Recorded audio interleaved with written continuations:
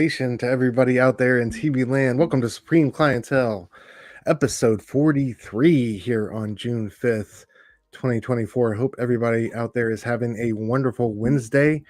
I am joined, as always, by our illustrious, handsome co-host, my boy from the D, from 8 Mile himself. Close enough to it. Close enough. He didn't go to Cranston. He didn't go to a private school. But our boy Link, man, station, bro. Good to see you, man. Station. How you doing, man? How's your week been? It's been good, man. I got. Hopefully, I sound a little bit crisper to the audience. But I was telling you backstage, I got a new mic, courtesy of brother Verno. He's had one sitting around. So much station. Like when he said he was sending me a mic, I didn't really, I don't ask questions. I just take the gifts. I ask no questions. So I didn't know what kind of mic it was going to be. I was going to be grateful for any kind, but when I got it, I was like, oh shit, like this is really, really professional. This looks nice. You could knock somebody out with this shit, but that's for a different story. But no, other than that, I'm good. I think it was my headsets that I was telling you that I think had me on a fucking terrible delay. Terrible. It feels so good to have a normal conversation. Hell yeah, bro. You sound crispy. Yeah, you sound crispy. Thank you. Yeah, very little delay, if any at all. So yeah, I love it, man. I shout out to Verno. Thank you, Vern, for your hospitality and upgrading our boy. Like, we appreciate you, bro. Vern, there he is, the man himself. Vern, we were just talking about the mic, man. We appreciate you, bro. Our boy is sounding crisp and clear. Love you, Vern. We also got our boy E Station, bro. Of course, the Backlog Bro ambassador himself, brother Joe. Bro, Joe, I'm gonna get you on here for a song here next week. So let's make that happen. Let's go ahead and get that in the works, man. I know you're eager to sing, bro. Oh yeah, he said, so glad to help, brother. Much appreciated. Absolutely. Link, are you gonna be on there tomorrow for the ring?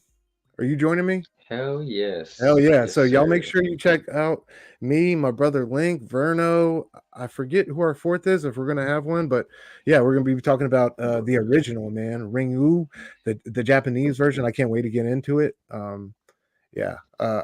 bunch of a legendary movie in its own right. Had my boy who was just in Shogun, who's been all over the map, was Toranaga in Shogun. I forget his man, I just looked up his name earlier. Oh, are you talking about who was in Mortal Kombat? Who played absolutely, and played the detective man. Okay. Yeah. Okay. Dude, I love that guy. Love that guy as an actor. I think he does so much good work all across the board. So I can't wait to get into it. Y'all make sure you check us out tomorrow. Blood Spider Chatter. 9:00 Eastern, 8 p.m. Central. Just us three, says Vern. Oh yeah. Can't wait to get into it, man. Okay.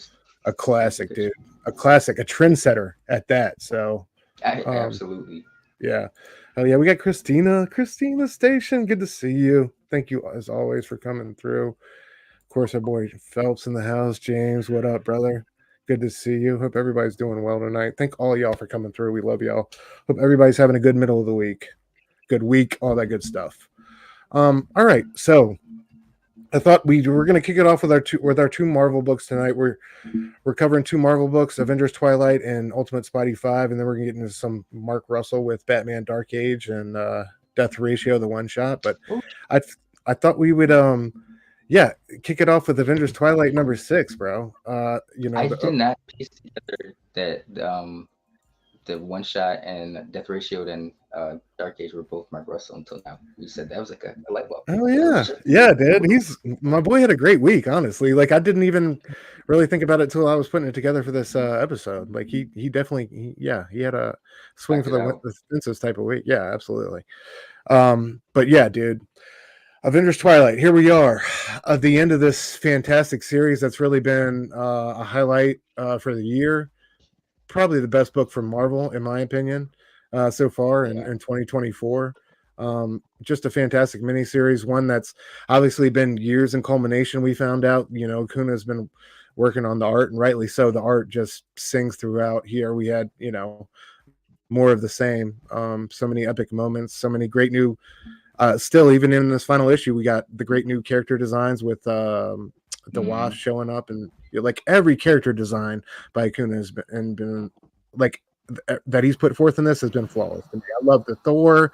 I love the grizzled look of Cap. I love the old but new look of Iron Man, and Miss Marvel. I just love all the redesigns that he did on these characters. Hawkeye, they all look phenomenal. Yeah, I was gonna say I'm partial to Hawkeye. Absolutely, dude. Hawkeye was great with like the Wolverine type of mask, like or the old school Hawkeye type of mask. Wasn't that how he looked in like the Heroes Reborn universe or whatever? Where he had like the okay. I'm not sure about that, but I know I was just looking at an old Deodato Bendis New Avengers, and he had like it was like the old school like that Wolverine fins out type of look. I love that look on him. Okay. That's just like a great look for, I feel like, for a mask / and any superhero type of visage, like that one that like kind of fans out, just looks so angles good. Out. Yeah, absolutely. But yeah, man, I thought, shout out to Acuna. Not only, we see his variant cover on the right, not only interiors, but great variant covers throughout. I just thought it was career best work from him. Absolutely. I think this is a great story from Chip. I don't know if I'd like put it as the best thing he's ever done, but I think this is definitely the best thing that Daniel Acuna has ever done. I feel like this is definitely like a pinnacle for his career. But I thought they nailed the landing before we get into it, bro. Like I thought, they wrapped all this up nicely. A lot of great little sojourns at the end where like we went to Asgard and Valhalla, and like I loved all those little tie-ups at the end. How did you feel just, coming into this and then reading it and just looking back on the series as a whole in this experience? This Marvel Elseworlds book that we pleasantly, that kind of fell out of nowhere. It was a good journey. It had me thinking back to like when I remember the first issue.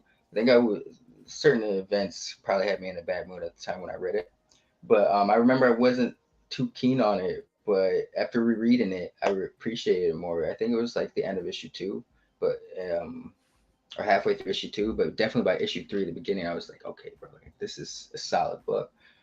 And you was hating on issue 1, bro.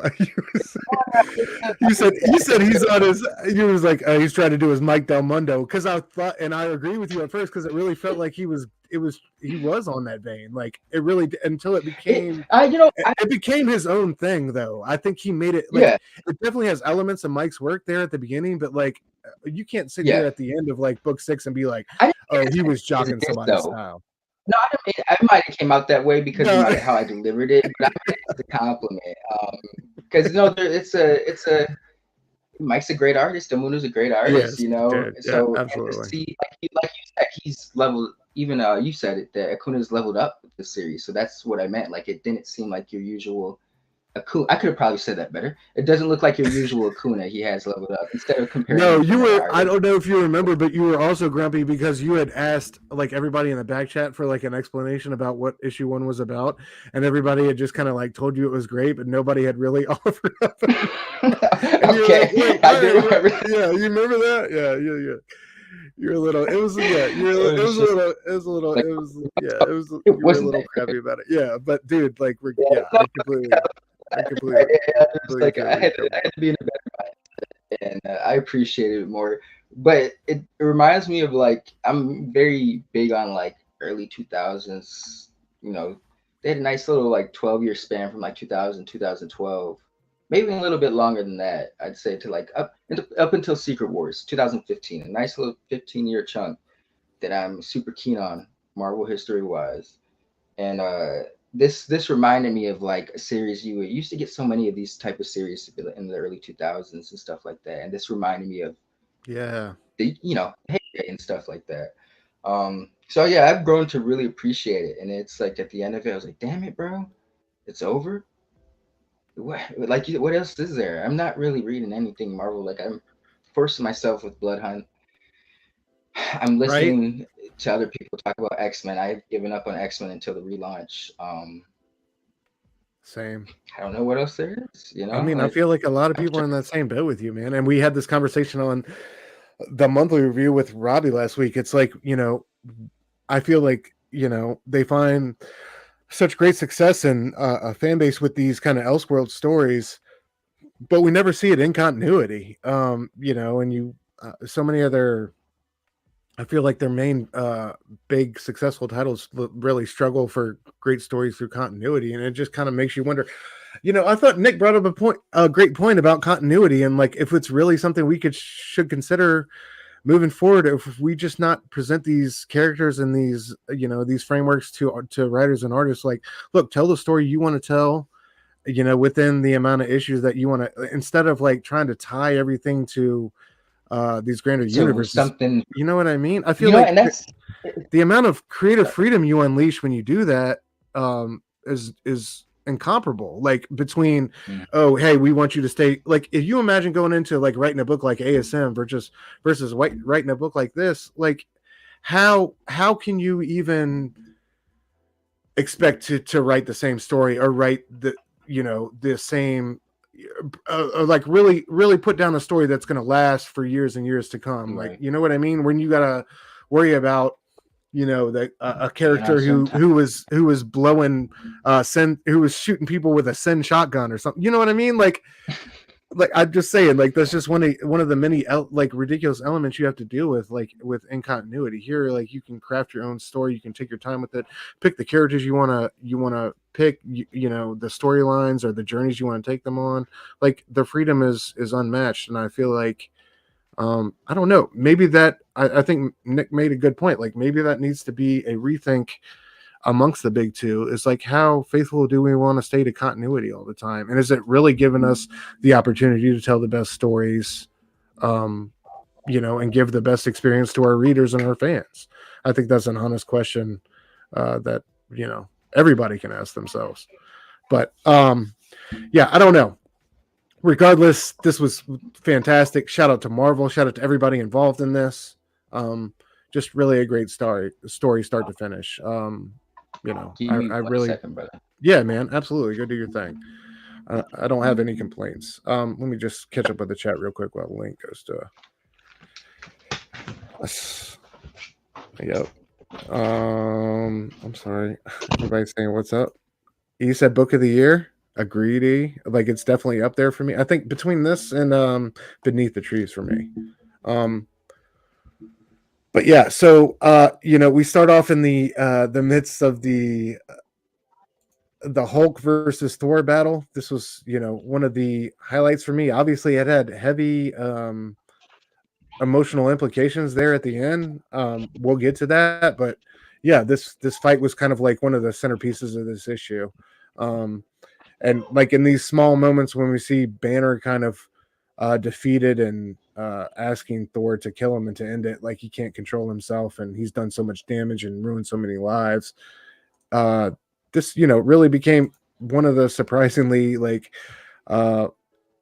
super emotional parts of this issue, which I didn't see coming. I thought, these characters that we had spent all these issues with, for sure, I thought we're going to deliver on that promise. But this Hulk and Thor battle, surprisingly, was one of the fantastic emotional centerpieces of this final salvo, and like another reason why this series rocks.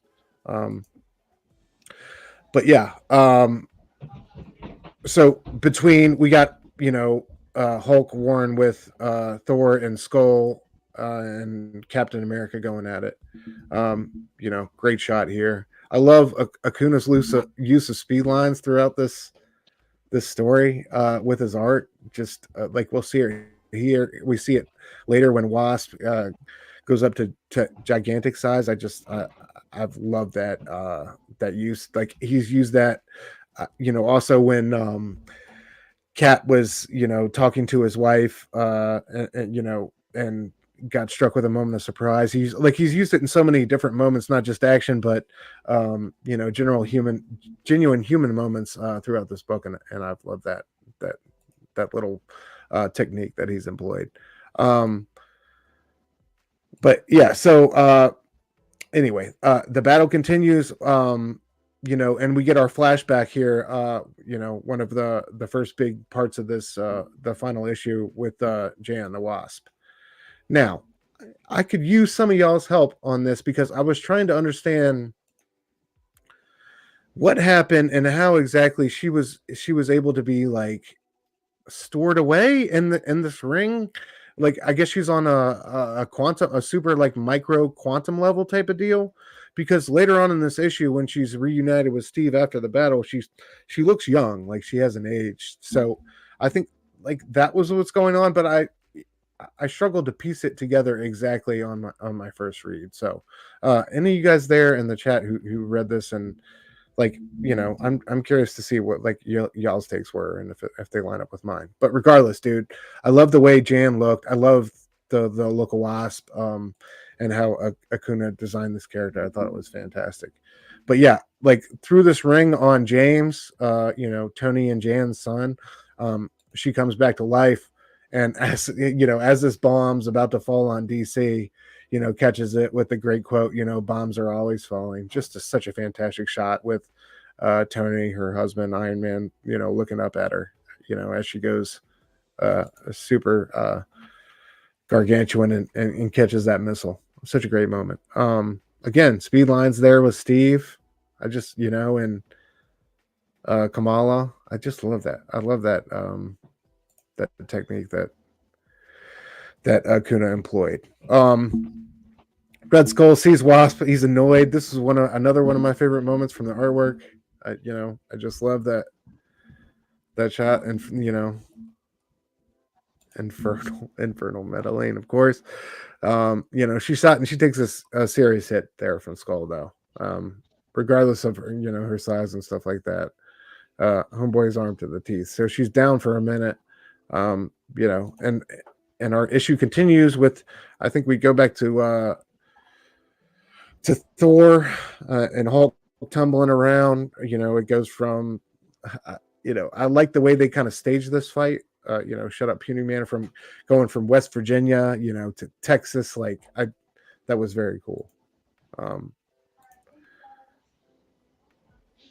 Yeah, and Thor is realizing at some point during this fight that, like, you know, he's gonna have to resort to extreme measures. So they go from West Virginia to Texas, to New Mexico, to Phoenix, Arizona, and like Hulk's just all over the place, man. And Thor's like, bro, people are being hurt. You need to regain control. This isn't you. And just like, you know, he's trying his best to bring his friend back. Oh, I'm sorry, I skipped over this beautiful reunion between Jan and Wasp. I mean Wasp and James, rather. Even injured, like I love that reunion between mom and son. So great. Even though she looks his age, kind of creepy, but regardless, it's comic books, man. You know what I mean? All right. I think we're at the end of the first half of the issue. My bad. No, you're good, man. I think I skipped ahead a little too much from your narration. All right, so we're kind of like a third of the way through the issue, Link. I would say Wasp just showed back up. All right, let me ask you this, Link. Let me get back to this, man, because I had a question for that. Like, how did you like? What was your understanding of this? Her like being in the ring? Was she on some micro quantum level, and they brought her out of it? Like, what was your understanding of that scenario? That's actually that's a good. I didn't even think of that until you just said that. That makes the most sense. Given, you know, especially I don't know too much how the quantum verse works in the comics. It's just, you know, what's been laid out in the movies. But, you know, we saw Michelle Pfeiffer, Janet in the movies didn't really age down there too much. Well, she did, didn't she? She did. Yeah. Well, dude, don't you age? Yeah. I don't know. Michelle Pfeiffer is a miracle in nature, though. So it's hard to. She's a babe. She's a babe. She's amazing. But no, that's how I took it. Like she's been stored in the ring some sort of way, been dormant for this long, just had a suit waiting to pop out of that bitch, you know, for like the last 30, 40 years. She didn't seem to really age though. That's what kind of right, because that's what I was saying at the end with Steve. Like she looks mad young, and Steve's like, you know, just had a heart attack and is barely getting around. Yeah, so it's like she definitely had to be stored. It's like on some Interstellar type of shit. But yeah, Do you remember House of M? Yeah, I mean, I know you remember that. But yeah. do you remember they showed like a brief panel of like Captain America, like Steve? He was like an old dude, like walking down the street or some shit. You know, he was just like an old dude, all cinched over, had a belly. But Cap at the end of the issue, and Janet's talking to him, reminded me of that. Cause you know, I was like, oh shit, he really did. I mean, he wasn't that bad, but yeah, I thought he was. I My mean, man's he's just gonna have a about heart. there. Yeah, for Yeah. sure. Oh yeah. Warren in the place to be. What up, bro? Good to see our brother Warren. Y'all make sure you get down on Masterpiece #Masterpiece Monday on That's a Instagram with good one. Warren. Yeah, I love it. Great idea. All right, so yeah. Like I was saying, she got hit by a skull. You know, she was down, kind of down for the count. Got reunited with It's a James there powerful for a black. minute. Yeah. Like You know what? I would this randomly. I was thinking this when I was reading it. There's one I do appreciate the Thor design, but I'm very fond of Ultimate Thor's look, bro. You know, I just feel like that's the most badass looking version of Thor, especially the Ultimate Mjolnir. I think it's one of the best yeah, designs. Um, I think he could have been like everything was so futuristic in this world. Like if he could have incorporated that design a bit, I would have appreciated it. That's me nitpicking. You know, that's not even something that takes away from the nah, I story, feel but I you. would have loved to see that. Because I was looking, like when I was doing research for Ultimate Spider-Man, I was looking back on the even the Ultimate Universe Thor, like the one they've created for this one. It's like he Mm-hmm. looks great with like the kind of like suit all like lit up, and his Yeah, gauntlets are lit up and stuff like that. Like, yeah, but I feel you on like the old school Ultimate. Like he was like what that guy like a scientist or he wasn't even he was just a Asgardian, was hippie, he? bro. He ended up they revealed it that he was, but they they played it so loose at the beginning. It was like more Yeah. towards the end of the Ultimate Universe lifespan that they were like, yeah, he's actually an Asgardian god. Um, Okay. or they dove into that more, but they were always kind of like coy with it. Like, is he hallucinating? Is he, in Ultimates 2, they did reveal the Asgardians are real, but they never really like expanded upon that until like Hickman came on board, like in 2011, and that was only lasted a year. So it's like it was very loose about the rules of the Ultimate Universes. Like, but I Yeah, believe he yeah. ended up being a guy. Okay. All right, fair enough. Um but yeah, again, Thor and Banner. What did you like the well, I guess before that, but did you like this reunion right here, even though she's wounded and mom and son? Even though she Yeah, looks like yeah. she's his age, like it's kind of wild. I might be well, I don't know. Maybe she's not filled in James's activities, what he's been up to for the last like 20 odd years. Uh, but I was like, man, I mean, that's her son. I get it that parents always gonna love the child no matter what they do. But she seemed a little too happy for how much of Yeah. much of an ass he's been. So, And it's like it's he's crazy. respectable. It's wild that she just like jumped up out of the quantum universe and was ready to catch a missile dropping on Yeah, DC. Like all right, like you know what I mean? Like she's been gone. I guess it's like I don't know how time's all relative in the quantum universe, but like I'm just saying, it's been like she's just years, and watching like away. think about all the emotional trauma on top of that, man. You're not gonna be like looking around for the people you love. Like no, you just You got know to what it go reminded giant me of? and catch the bomb.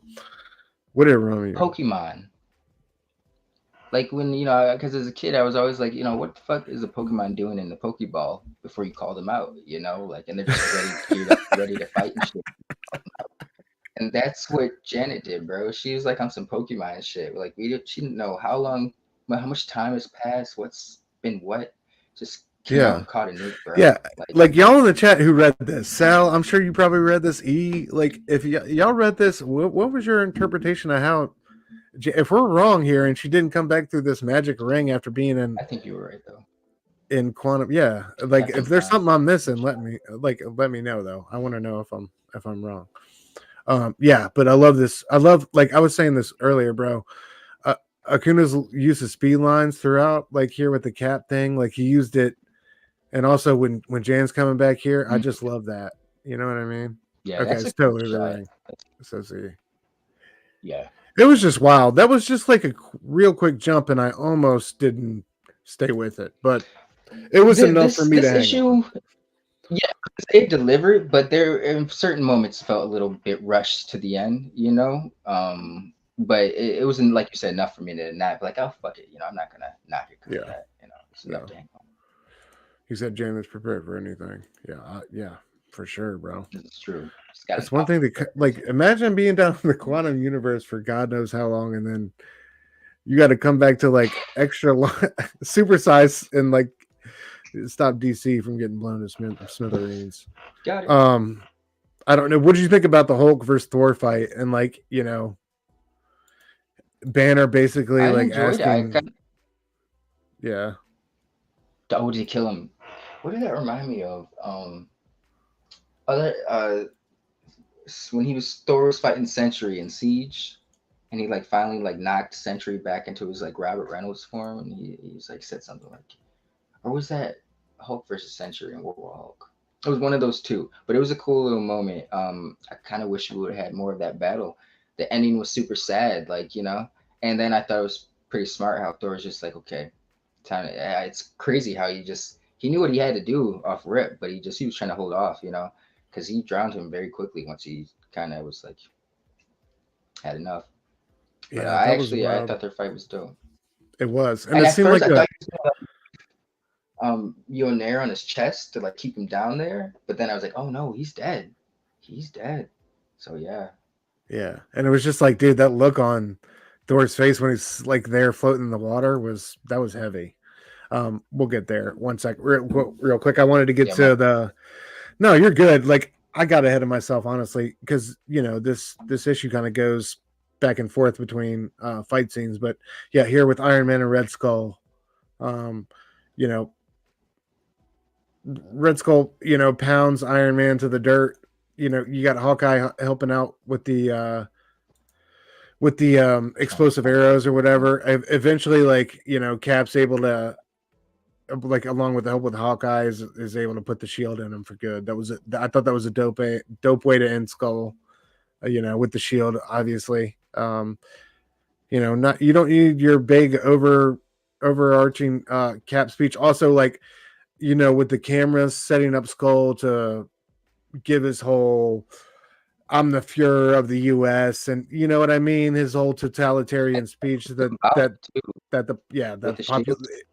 Yeah, absolutely. I thought that was dope because Cap had tried to speak to the nation earlier in this series, and it just didn't work. And like that I like how it kind of like rejected that Cap trope, like he can make anything right by like a gallant speech and just being Cap, but like that fell flat. And I like how it got turned around here, where Skull got kind of like trapped by the cameras, and also like Cap finished him off the shield. I thought that was like a super dope way to like bring things back home.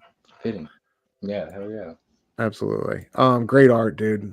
I mean, look at the colors, just fantastic. They're kind of killing it. Is he gonna do his own colors? I don't know, man. I should have that info here. Like I should have checked it. I feel like he does. I know, right? I think you might be right, because like I feel like so much of this is. All right, let's see. Yep. Yeah, on the credits it just has him and Zdarsky and Acuna, and then letters and by Joe Caramagna. Yeah, man. So definitely, it's like it's all him. Yeah, I'd love to. This is the type of book I'd love like a documentary about. You know what I mean? Like the making of, and it's been fantastic. Obviously, a labor of love. I love this here where Steve defeats Skull, but also Tony. Well, like Steve defeats him, but he has the failsafe bomb, and so Tony takes him up into, or initially James takes him up into the outer stratosphere, and he's gonna take him away and be the heroic one and let him detonate away from everybody. And then Tony kind of takes him away, and he's like, "You go be Iron Man," and he repulses, like blasts him away and down, and takes Skull up into the atmosphere, and basically like they explode, and it's a self-sacrifice. So I thought that was a beautiful moment. That coupled with Cap here having a heart attack, and Jan, shocking him back to life with her powers, it was fantastic, man. It was a very heavy. this combined with Hulk's death, like, reminded you that this book was not without its losses and its sacrifices. You know what I mean? Like, this wasn't an earned piece or an ending that came lately, and I love that about it. Like, there was real consequences and stakes in this final issue. Yeah, there. I should have blown that up. Apologies, guys. But yeah, there's Hulk drowning there on the left, and just kind of Thor kind of watching it solemnly as it happens. And there's moments when this issue where, like, he's going crazy as Hulk and begging Thor to, like, how many people he's hurt and how many lives. Yeah, how many lives he's destroyed. I love this moment right here between Sometimes we win. yeah, Tony and Wasp. Like, it was just gorgeous. But yeah, like, we get our Can you hear me? yeah, I can hear you. We get our kind of our epilogue, I guess, so to speak. And this is what I was talking about with Wasp looking super young, and she's kind of asking Steve how it all came to this, and how the world got this way, and he's telling her about it and everything. This was my favorite part of or one of my favorite parts of the issue. No, you're you heard good, my bro. dogs barking earlier in the background. I thought I muted my mic, but I guess I gotta hit the because there's a button on here that says mute, but you can hear me, right? Yeah, I haven't heard any dogs though. Okay. All right. But yeah, going to Asgard, you see that, like, first of all, Loki was the one who got that kid to contact Thor in the first place. That the Avengers on Earth needed help. Like, so it's dope that Loki still has a part to play in this, and, like, he honestly thought that's where his brother should be. I don't think there's any malicious or nasty intent behind this from Loki. It just felt like a genuinely like brotherly moment, which was dope. And then you learn that, like, you need to stretch your legs, bro. Exactly. Yeah. Avenging is what you do best, or something like that, he said. And then this great moment where you learn that Thor has pulled strings and got these guys in Valhalla for all eternity. Like, I agree. We said this on the One Thing comic review, bro. That does not look like Bruce Banner at first. Like, you think that is? I thought it was like Norman Osborn or something. Exactly, right? I'm not gonna hold you. You do not think that is Bruce Banner at first, especially with this weird purple cloak, green armor they gave him. Like, I guess it's supposed to be representative of the Hulk and, like, his spirit armor or whatever. But I don't know. On the opposite end, like, Tony Stark looks fucking fabulous. I love the look on him, and, like, how he's almost in an Iron Man tuxedo with, like, the collars, like the raised collar and all that. Like, I love the look on Tony. I thought that was fantastic. But yeah, I don't know. Bruce is a little bit hard to tell right there. But yeah, and then at the end you got James rebuilding Avengers Tower, and of course Miss Marvel and the new Hawkeye. Yeah, joining them to, of course you can do it on your own, but together we're stronger. Dude, fantastic ending. Like, no notes really. A lot of, like, yeah, exactly, right, exactly. Like, I definitely want more out of this universe, and I love to see, especially from this team. But I know that's a tall order. But yeah, I love how we got these Acuna character designs at the end of most issues with, like, these different characters he introduced. I thought he did a supreme job on this, man. This was obviously a labor of love from these two, and yeah, all of them were.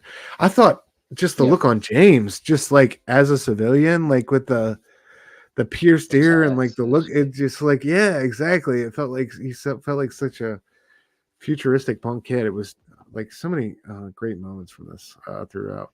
You said the Loki bit at the end was the best cherry on top for the story. Yeah, a lot of great cherry on tops there at the end. But yeah, anything you want to say before we put this one to bed, bro, and move on to Marvel. We need more of stuff like this, like think, like you said, when Nick was saying earlier, or on the last week's monthly comic review show, you don't need to be so stringent or tight with continuity. You can, I think we have all found that when you let loose or just kind of let us, like, creators tell the story they want to tell, it usually turns out for the better, So I need more of this. And let's Yeah, flip and this in. especially like they're pinching for the renumbering things and going back to number ones. If that's what you're trying to do already, then just like let's just keep it at 5, 6, 12 issue series and let's just like move forward like that, man. Like it's not that serious. People will be mad at first, but I feel like the You'll amount of get like used to quality it. stories we could get out of that. I don't know. All right, yeah. So, but yeah, Avengers Twilight, dude. Like, if not the book of the year, definitely a top contender. So shout out to Marvel and all involved. I think that's definitely one of the best things that we're going to see from the House of Ideas this year. Southside Tony gets a drink for the rest of his days. I guess that is problematic as hell. Like we didn't. I guess we didn't consider that, but yeah, bros, because they don't like. Obviously, they don't have anything non-alcoholic in that spot to drink. He asked All and right, checked. right. Oh, badass. I did Ult- not see that. Very Ultimate nice. Spotty number 5. Yeah, variant on the right there from Leonardo Romero, bro, of Birds of Prey guy, and also Hawkeye Wow. with Okay. Kelly Thompson. Yeah, fantastic, beautiful artwork from him. What else we got? We got a. Oh gosh, I should have put these artists down. I forget who both of these gentlemen are.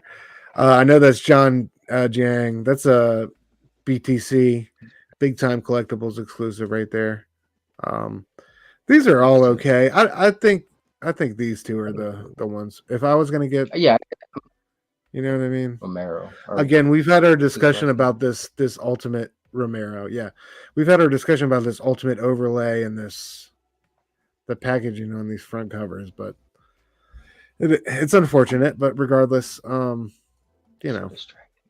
yeah, it's so bad. I hate it, but it is what it is. All right. I thought the let me just say this going into this one. Yo, the Jang, the gang, or I can't pronounce. I'm butchering his last name, but I like how that, like the variants. Like you just need that small little ultimate banner, that works. Like Yes, that should be the agreed, standard default. agreed. Cause look how And I love much the little artwork the letterbox. could. Or, Mm-hmm. you know what I mean? Like that they got right there with the little like that's great. That's fantastic. Spruce it up. They give variants that respect, but they don't look at all the variants get that respect, but the main one just gets choked to death. It's unfortunate. Um all right, so issue 4. We went over that I guess last month, on an episode. It was basically like Harry and Gwen. It's like the swingers conversation with Peter and Mary Jane, where they try to, Just like, shake them down and see what they're about. And it was a lot. The art style was a little wacky compared to what we had been used to with 3 issues of Chiquetto. This one did a better job at he stepped it up. recovering the Yeah, aesthetic, I would say. The art style is I much agree. better, and it wasn't as much of a distraction here. There were still moments, and we'll get to it, where I was like, what are we doing? But regardless, I thought they did a much better job on the editorial side of things about getting an artist who aligns with what they're trying to get across in this comic Visual. book. So I will give them props on that.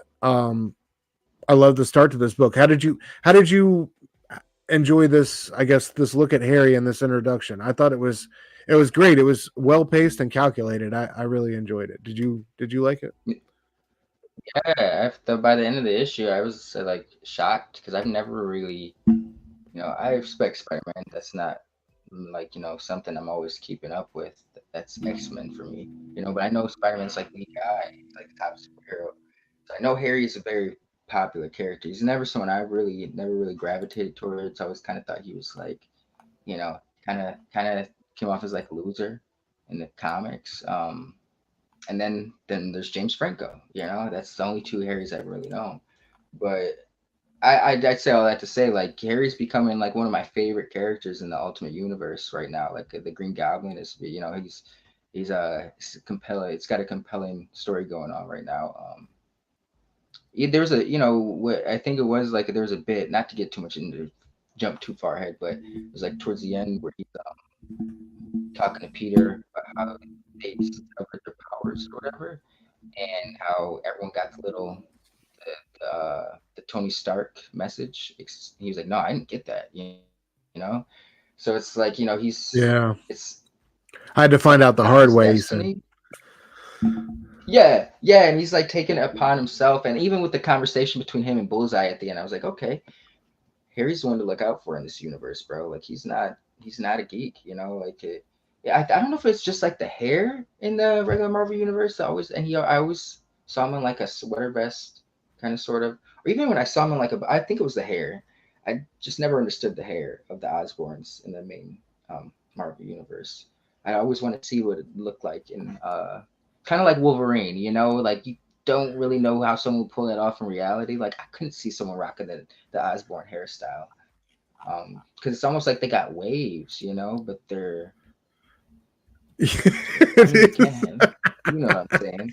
"It is like, They're when anyway. have you ever seen a redhead rocking some waves? So like, you know what I 360s, mean? bro. Like, So that's what I'm saying. It's always like very it's like jarring seeing you it's roll up not like and that. you roll up to like downtown Dublin, and some dude pulls off a wave cap, and it just has the cleanest shit. Like, just blows your mind. You know what I mean? It's like, where I did by I don't far know. that The ever. bros jeans are curious. Let's put it that way. I've But no, always this wondered that, man. Have you ever seen that actually great meme? really It's like it's that John Byrne image of Galactus with his helmet off, but it's like, oh, we all found out what Galactus is really about, and he's got like the little curl, like the Drake, like little curl etched in, and he's got like waves. It's no. so funny, dude. Yeah, it's like Galactus like with the barbershop cut. It's fantastic. But yeah, dude, I've always wondered that the hair, the Osborne hair is an eternal enigma. Let's It's a put it that way. mystery. Yeah, Absolutely. absolutely. But yeah, I love the way we open this issue, man. A callback to our Yeah. Ultimate Universe one shot. A disappointed dad on the phone. Like, I love this line. What does he say? Um, Maybe one the of my greatest. favorite moments. Yeah, my Yeah, favorite moment you're is when like you grew up and like assumed you're mantle. The only problem is it hasn't happened yet. He's like, we're all waiting I was on like, you, oh, son. And then you see like here in the background, you see this little laser, as there's fun, and they're on the like the reflection, and then, you know, right there it exploding, and like I have the throwback here to Ultimate Universe one shot when they use the Stark company's own tech against them. Yep. And no matter what nice. happened or where it came from, it matters whose name's on it, and there it is with the Stain and Stark emblem. But yeah, I will say that uh Harry's mom she's only Emily. She's only in like the one panel, but she kind of reminded me of like Emma Stone, like the likeness. Just there's one panel that I was like, is that based off Emma Stone? I feel like it could be. is it early on? Yeah, when he's talking to him on the phone, and Okay. it's like the first page. She hands him the phone. It's the one right where it shows the solo panel of her, the one where there shows her two heads. Like it kind of looks like gives me Emma Stone vibes. The two Oh faces. man, I don't think I have that one highlighted, bro. No, go. You tried to Oh blow it up. no, It's right there. It's right there. The third top panel on the bottom. I don't know how to. Hold on, let me see if I can. Oh no, you don't gotta enlarge it. You don't gotta enlarge it. Oh, okay, my bad. No, you go. No, I see what you're talking about though. See it a little bit. For sure. That lawyer straight up John Romita Senior, right? I didn't go that deep. Hey. Damn, is he? Hold on, let's get to him. So yeah, after Norman's death, damn, I can see it. Yeah, I can definitely see it a little bit.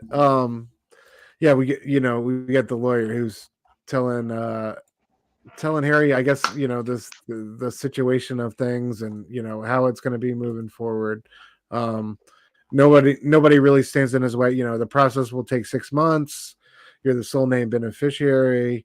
Controlling interest will be yours, and you and Gwen are both on the board. So I think Oscorp's yours. Shouldn't have any problems with that. And him and Gwen are holding hands. Good. That's good. Um, but he also got a card from the Kingpin. So, and this is what you're talking about, Link. Impressed with Harry. I really respected his demeanor walking into a meeting with dude. He's like, "Well, I'm here." It's like that alone takes some balls just to walk into a meeting with Kingpin and be like, "All right, I'm here. What you got for me?" You know what I mean? So yeah, he was not intimidated. Yeah, and right on time. Do you know who I am? And he's like, with the fall of the the Stain Stark and a Union Divided, you're now the shadow governor of the greater New York territory as well as the kingpin of Manhattan, and he's kind of toasting him. He's like, "All right, son, you did your research." He basically wants him to take over Stark Industries and find out what's usable and what's separate the wheat from the chaff, I think is how he described it.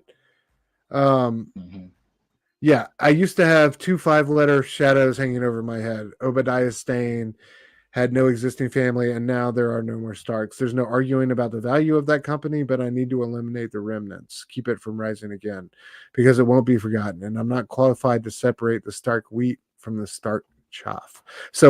Or chaff. So yeah, he's trying to separate the good from the bad, what's usable and what's not. And Harry's like, "That's not my problem." He's like, "Yeah, you're right. Not if I sell it to you." So, I love that conversation. Yeah, and so they find some hidden schematics for this hidden room. Of course, drill through it and find the Iron Man suits. Yeah, I love this. I love this whole scene, how it came to be. We never would have found this if it wasn't. And we find out later this is Otto Octavius. With the welder, the one who's helping them, access all this Stark tech and get it operational, which is, further insidious insinuations, I would say, right? Exactly. Otto Octavius being involved doesn't make you feel good about the situation. And I love that scene where Gwen's like, I think it's right here. We're gonna need a new NDA for Otto. We're gonna need an NDA with teeth. Bro, you can't be. He's like, "All right, if I sign that, I get to play with the toy." She's like, "Yeah." He's like, "Tell me where to sign." I like that exchange. But yeah, he gets things operational. Basically, is behind the building of the Green Goblin suit. When they build the Green Goblin suit, however, and they bring the helmet online, they realize there's these other elements of Stark tech out there in the world. And this helmet kind of has them pinpointed. And I thought this was, did you like this tie into the previous issues with Shocker and everything? I thought this was brilliant. Oh yeah, the flashback or where it led to him finding Shocker. Yeah, exactly. So he's gonna go. Yeah, he's gonna go find this this piece of Stark, these old pieces of Stark tech, or these missing pieces of Stark tech, and one of his first finds is Shocker with these gloves, obviously. And Shocker says, these aren't his originally. He was in some guy's apartment to rob him. Guy had a heart attack. But he would. So who do you think this hero was that Iron Man appeared to with these gloves, bro? Because that's what I was trying to piece together. Who has if it's who has electric Shocker himself? Yeah. I the only person I know that rocks electric gauntlets like that is Noriko. Surge from the new X-Men. She's not really being used right now. I don't even know what's her current status. But I was thinking maybe, I don't know, no popular hero comes to mind. I was thinking Cardiac. Do you know who he is? Oh, yeah. He's got hell yeah, from the 90s, man. Yeah. I don't know though. But it's curious that is Iron Man coming back and telling villains that they were villains in a past life and they have, you know what I mean? They had some unfulfilled destiny to keep the universe. It's curious to think about. Because I was like, well, I almost thought the original. Go It ahead. might have been the original Shocker, and it's just kind of Yeah. like ripples through time, history repeating, is finding a way to correct itself. Petty burglars found his stuff and used it for crime, the same way the OG Shocker. Well, I actually don't know his origin, but No, but um, you got to think like with some of these superheroes, like intrinsically, like some of these super villains would be tied into their origin slash like major moments. You know what I mean? So if the maker is trying to wipe out all these heroes and like these big moments, it would stand to reason he's got that to like get some other of these remnants. some of the villains like should be involved as well. I don't know. Curious You though. know what I also found was interesting with the technology and Harry putting his suit together is like it almost seems like beyond Peter right now. We know there's mutants out there, but so far only in Japan. But it Yeah. seems like in the OG Ultimate Universe, everything kind of stemmed from them trying to replicate the super soldier serum. They recreate Captain America. That's how they got Spider Man. That's how they got the Hulk. Those were all variations of like that's how Norman Osborn in that one turned into like the Goblin Hulk. Those were all variations of them trying to recreate the super soldier serum. But in this universe, it's almost instead of it being Steve and the super soldier serum, it's Tony and the Stark technology.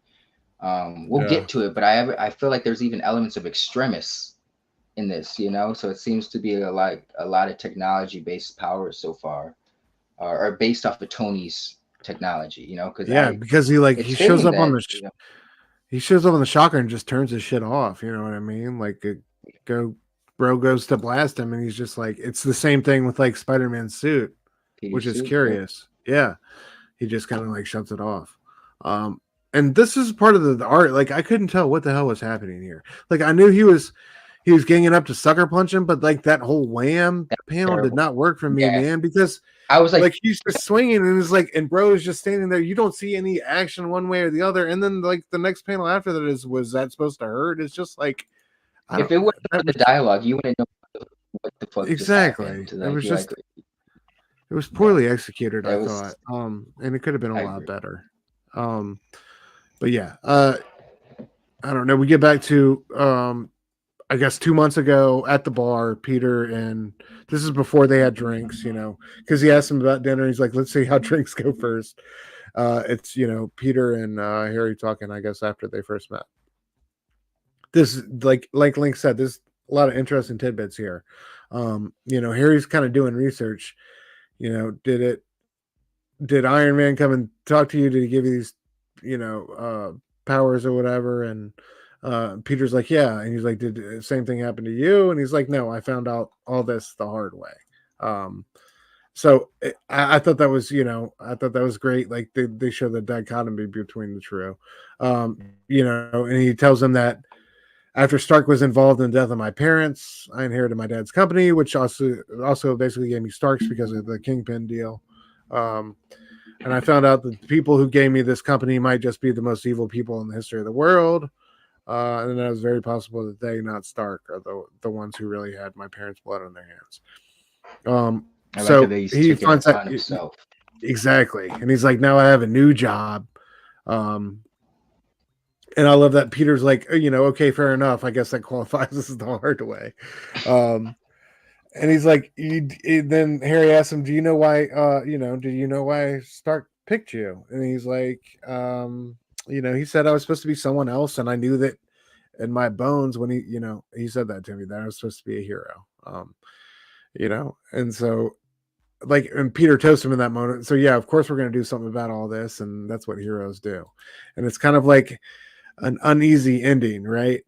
Between those two, it's an uneasy resolution because you don't know where that's gonna go.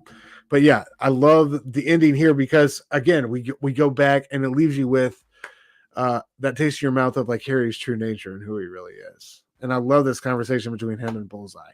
He's basically pulled this exoskeleton. He's pulled the Star Tech from all these different places, and part of it was this exoskeleton that was attached to Bullseye. And he asked him how he lost his eye, and he said, in dedication to the cause, and that's the type of people you're dealing with and all that. I just love it's super fanatical. He's unwavering. When my masters lost his, my brothers and sisters tore ours out. in solidarity. Do you have any kind of idea of what kind of devotion it takes to do such a thing? Like that type of I love that. I love that speech. That's who you're dealing. Exactly. And him kind of like, and Harry, acting like he's unafraid, that, at night you're going to be in here and I'll be out there. But I love Bullseye's response to that. There's nothing wrong with lying to yourself. It's how most of us get through the day. But I've seen it all, and I promise you, everything that everyone thinks that they want to be the hero until it actually costs something, and it always does. We always make sure of that. Then we get to see what you really are. And just with Harry's past, dude, just our knowing Harry's past, in the Marvel universe, that's just like so deeply unsettling. I thought that was tragic, great. Bro. And then Harry brings his father into it, talking about my father always talked about the difference between being a boy and a man. Am I a boy or a man? Am I a hero or something else? I guess we'll find out. That's how we leave the issue. It's like, yo, you know what I mean? Like, I don't know. We just know it's gonna go super bad. I just can't wait to see how bad it goes. But Terry was being dark. He was talking about how, like, I'm gonna get my information out of you. Like, I don't care how long it takes or what I gotta do, but there will be answers. There will be. Yeah, and Bullseye's like, do you think answers are really gonna help you? You know what I mean? Like, I just love it. Yeah, Plaga says, "What's up, guys? Had to take Grandma out for dinner for her birthday, but made it home." Oh, appreciate you coming through, bro. Happy birthday to Grandma, man. Hell yeah, thanks for making time for us, bro. Hope you're well. Always good to see you, Plagas. Y'all make sure you go follow him on YouTube and IG. That's the homie. Great member of this community. He said not just Harry's past, but Gwen's too. Yeah, man, right? When Gwen's involved, it's gonna be just gut-wrenchingly brutal. Yeah, so God. I feel like that's every Spider-Man story ever. You're just waiting for the other foot to drop. You're waiting for the hammer to drop and him to be fucking utterly miserable again. But regardless, I think a great recovery from issue 4 in terms of both art style and content. So yeah, excited to see where it's going moving forward.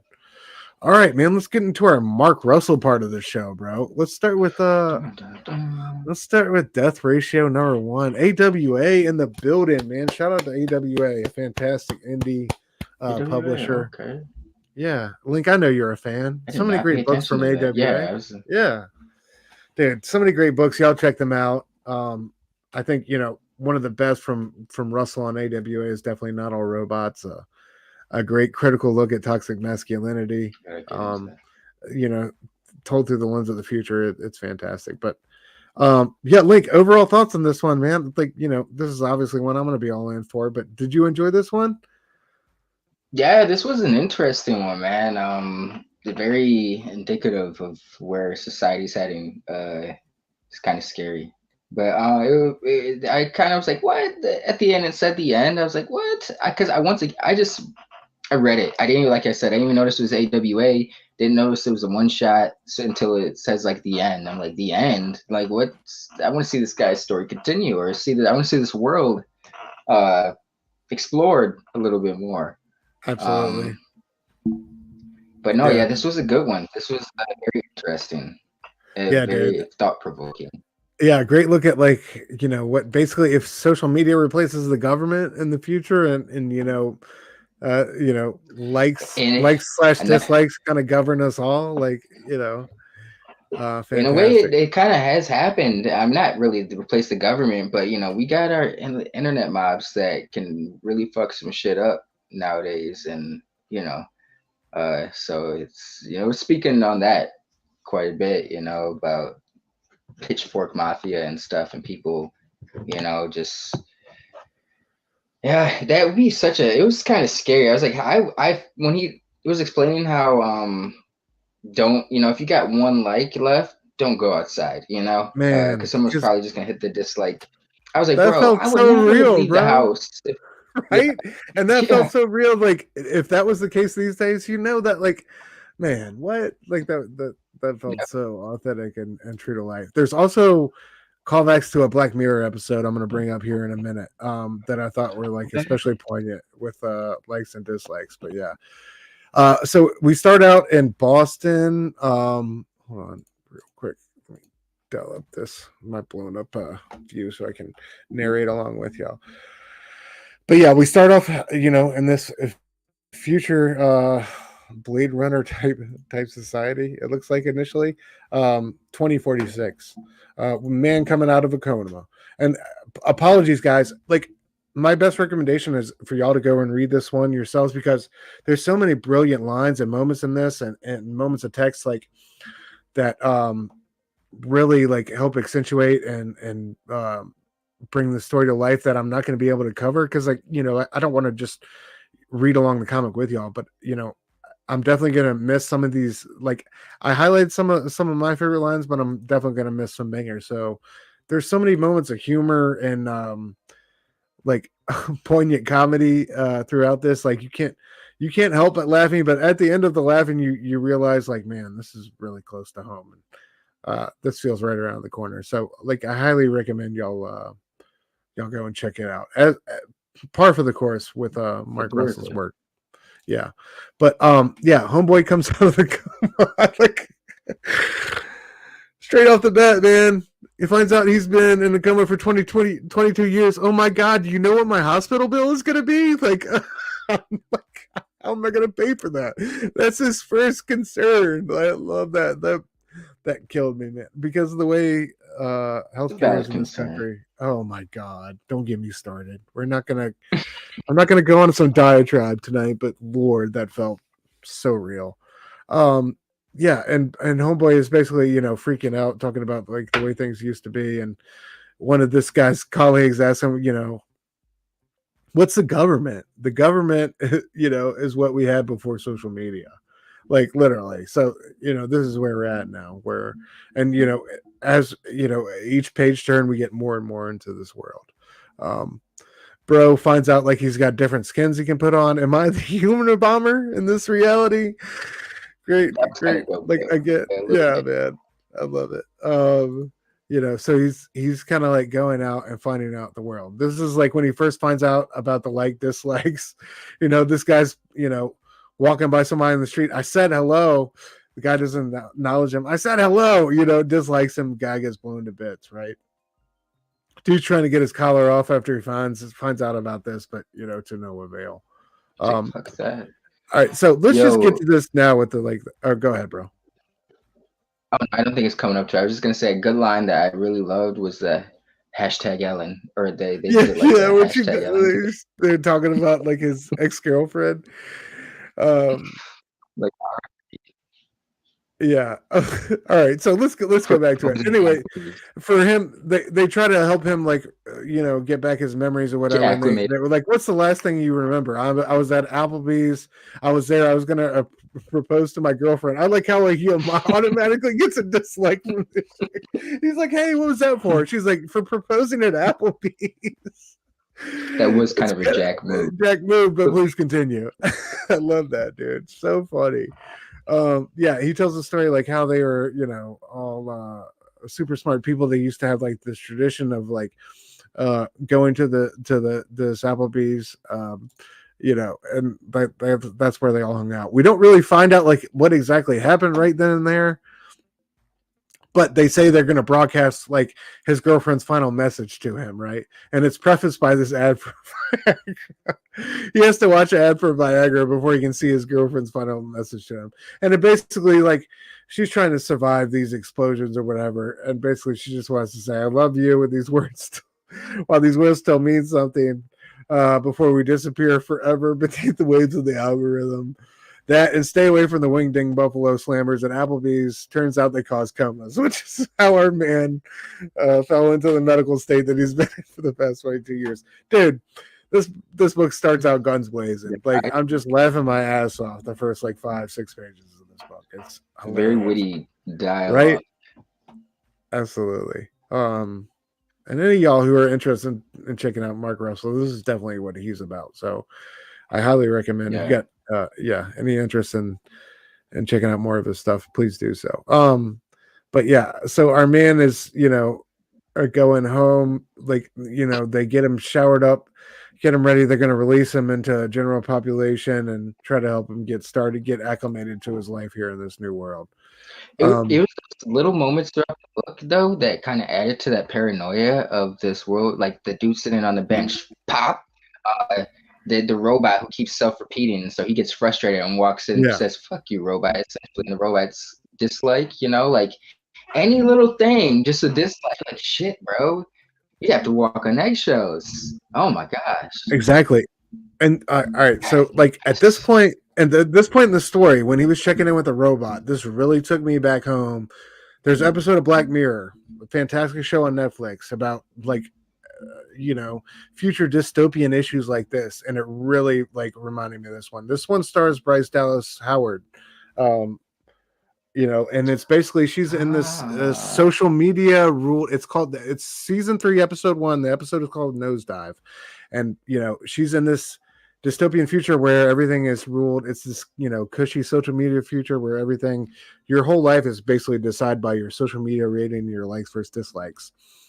And at this point, she's trying to catch this flight to her friend's wedding, who's not really her friend, but really a woman with a very high social media rating who's getting married to another dude with a higher social media rating. And she just wants to be around all these people to bump her social media rating up so she can get this condo she wants, because if her social media rating isn't high enough, she won't qualify for it, right? So she shows up at the airport for this flight. This scene with him checking in with this robot reminded me of this. I downloaded it. Hopefully YouTube won't shut us down, but let's watch it together. Hi there, how you doing? I am wonderful. I am so sorry. That flight is canceled. No. Customer incident at the other end. What? So when is the next flight? Yeah, they're all kind of full. I booked this weeks ago. It's my best friend's wedding. I'm sorry. I have to get there. I have to. Okay, let's see what we can do. Oh, thank you.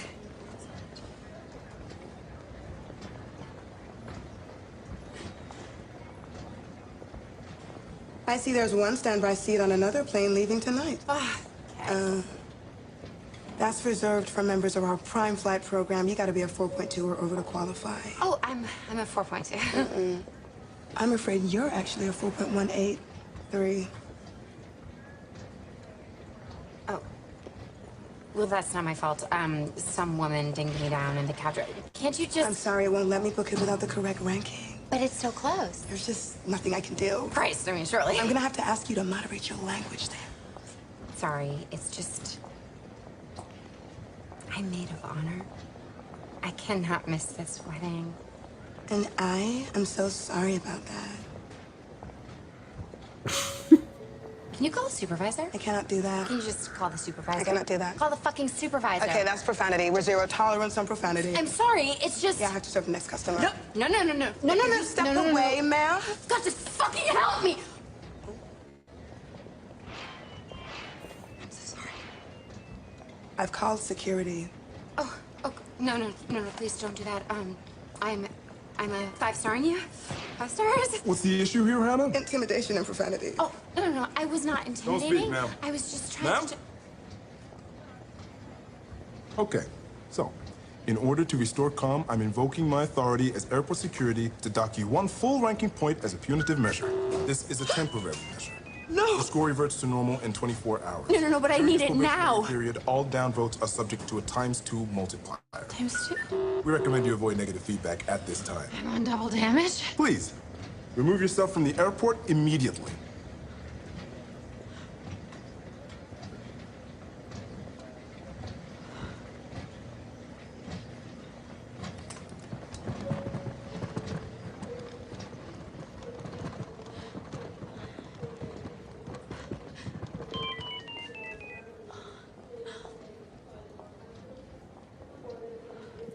Okay, well, due to your ranking. Man, tell me that don't hit home. I love how she got the dislike on the way out from home, girl. That's so cold. Oh, I like. I forget her name. Like Michaela. Yes, she's she's So, fantastic. Yeah, man. All right, so yeah, getting into it, getting back into Death Ratio. Our boy, our boy finds out that like everybody has their nudes damn, taken in the future. That yo, was wild. What did you think? What did you think about this scene, bro? you know what? That wasn't one of those thought provoking moments, just because I was like, it's fucked up, but at the same time, it's like I wouldn't want it to happen, but it's like the logic behind it. I can kind of see. It's like, everyone's on an even kill. No need to be embarrassed because it's all out there, like. But that would just be very uncomfortable. Right? I don't know. That'd be different because that's, like I said, it's a thought provoking thing because we're so used to being clothed and especially and unveiling some stuff like that is a personal thing. But here it's just like, nope, it's for everybody, So I don't. It's like, do you update the naked pics? The nude pics. What if they caught you on a bad day? Like, you sure you can take a better photo, should we say? Yeah, I love how he takes. He's like, it was I definitely, hope I got it because I'm not taking another one. yeah.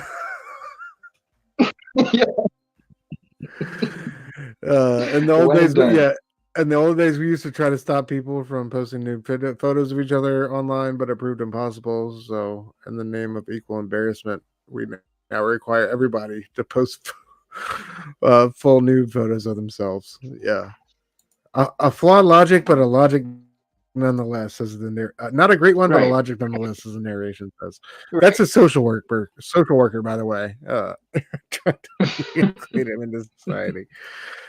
Next up, we get the introduction from like the social media clans. This was hilarious. Also, Gang. there's Harmony from the Validators clan. We mostly belittle ourselves, fishing for praise and compliment others in hopes of reciprocation. Like so many great reflections or mirrors into the modern day. I love this one. Brett here on behalf of Troll I Farm. like that. Yeah, represent people who aren't traditionally likable. We can't really stop you from getting ratio. Join us as well. It's really a suicide mission. It's like, so what's the point? And Brett's like, I don't know. Nobody's really asked me that before. Ask me that. That's a good question. Then Christian of course, Mingle, bro. Fuck me up. yeah, homeboy Gary from Christian Mingle. Yeah, we're more of a dating service, but if anyone messes with you, we'll mingle the shit out of them. Like, so funny, dude. Yeah, I just love all that. Like, he rejects all of them, pokes holes in all their approaches and shit like that. I love how Harmony's like, don't you want a quiz? Don't you want to take a quiz to find out which character on Friends you are? He's like, no, I don't care. And she's like, come on, don't be such a Monica. But yeah, dude, on the way out, he rejects them all. On the way out, they all hit him with a dislike. Basically cripple him with dislikes, right? So good looking Gen Pop tuna meat. Yeah, good looking Gen Pop, bro. Right, and bro is down to like either one or two. No, and homeboy's eating like. Meanwhile, social worker's eating all his food, right? Meanwhile, you're out of bread or you're out of mustard. Like, it's just cold blooded. Bro's sitting there looking for his remote. Like, he's just like woke up from a coma 22 years. He really hasn't had time to even This confused take a breath. me. Yeah. Did that click? Did he actually like himself? Is that why he got the dislike? Because he accidentally disliked himself, I think. Oh, okay. It's like he said he thought about liking himself a bunch of times to make up for the fact that no one else liked me, but like according to Gene, it's called master rating. But he warned me not to do that because like your neck band will count it as a dislike. I think that's what happened. He accidentally hit it like when he was looking for the remote. Right. This is one of the most poignant moments of the whole book. Right. He goes out into the hallway. His neck collar is beeping like he's about to get blown up. He sees some boys with the Boston jersey on. He's like, go Celtics. Just like as a last ditch effort, bro hits him with a leg. And like he's literally like crying tears. Like, thank you. Oh God, thank you. This was a brilliant moment. That's pretty funny. This was it speaks on social media, bro. Like, you know how it's like be quick, like, oh, they like the same thing I like. Okay, they can't be that bad. You know, they like this, I like that. I'm gonna give them a, you know, it's like it really did speak on like social media life and the trends of it. He's a very Absolutely, man. self-aware writer. Yeah, absolutely. But yeah, all right. So continuing forth, our homeboy gets kind of like brought down into this. You know, he has a conversation. Yeah, go ahead, bro. His brother, my bad. Yes, I believe, right? Okay, that's what I thought. I was a little confused. Yeah. Fred. It's his brother Fred. Okay. And like he says, like we were just talking about, like Fred gets him the opportunity to kind of grieve, right? You know, and the stress of saying the wrong thing, Ellen's death, the fact that I missed out on 22 years of my life. It was the first time since I woken up that I was around someone who didn't seem like they were there to kill me. You know, but I guess Fred's there kind of under misleading circumstances, right? He's telling him that, you know, he can get away from this and he doesn't have to live like this, but he's not telling him the whole truth. But regardless, he's gonna, you know, he wants out of this shit, and I can't blame him. And you know, he's gonna follow his brother, take him there, right? So you know, he follows brother Fred. He gets 2 tickets to Zone 3 under like phony ID, and they ended up getting busted, like with the unauthorized neck man. He took it off a dead dude, right? Shit, somebody must have found the body, is what he says when they get to tech. Like, bro, what the fuck? You know what I mean? So he's trying to get by on an unauthorized neck man, and he took off a dead dude who was, you know, he was hoping that didn't get, you know, found dead yet, but that didn't happen. In the meantime, he's got like these ultimate dislike kind of I guess remotes right here. Like, oh, wait, hold on. Where, oh shit, I didn't include it. But basically, he's like, get behind me, Fred, and he blows all these guys. These guys are chasing him. You know, he blows their heads like off. And his brother's kind of horrified. You know, like one guy's like, no, wait, I have 2 kids and a lamp. Look at that moment. Pop. He gets his head blown off, bro. And his brother's like, what have you done? Right?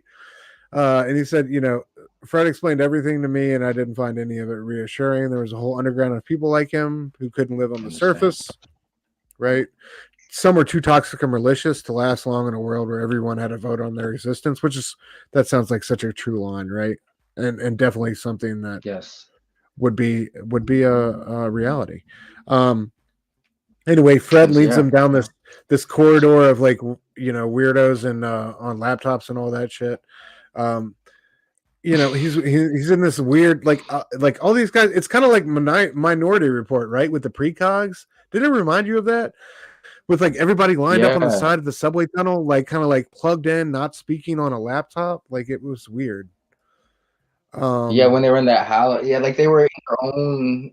And well, I was gonna say Inception, but they were sleeping. But definitely Minority Report vibes, because it was like when Tom went to go. Or no, I'm thinking of fucking. Have you seen Upgraded? There was like a scene. It's like it's got. You've seen it? Okay, I was gonna say it's got Tom Hardy. Like he looks like just like Tom Hardy. Right? He's like Tom Hardy's Logan. He's Tom Hardy's cousin. Yeah, he's in Prometheus. Yeah, they're definitely related.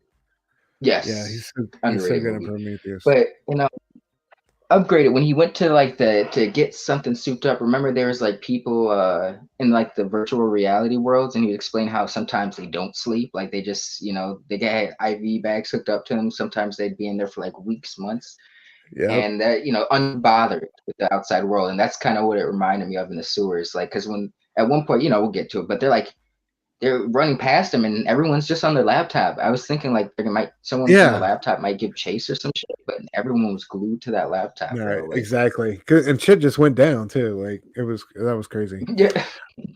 But yeah, so you know, his brother takes him you know, deeper and deeper into the tunnels, right? You know, and he finds out like they're sacrificing people from the top for their neck bands. They find people with healthy ratios, good social credit scores, bring them down here and murder them to steal their warm neck bands, right? So he finds out his brother is turned into a complete monster, you know, and then they're discarded. They're literally thrown down well, you know, and Just left. disposed of. So it's crazy. Um, you know, so he's being shown the real truth here. He's starting to think twice about the decisions he's made. His brother asks him if he's still down for it. He says, "Yeah, I suppose so." And then they show him, his ex-girl, Ellen. She's still alive. She's not dead. The one he saw in the video, right? And they want him to kill her as like basically a rite of passage into this underground group. There's underground off the grid group. And he refuses to do so. Rightly so. He can't even, believe that she's alive. His brother says after the social media wars, we went underground.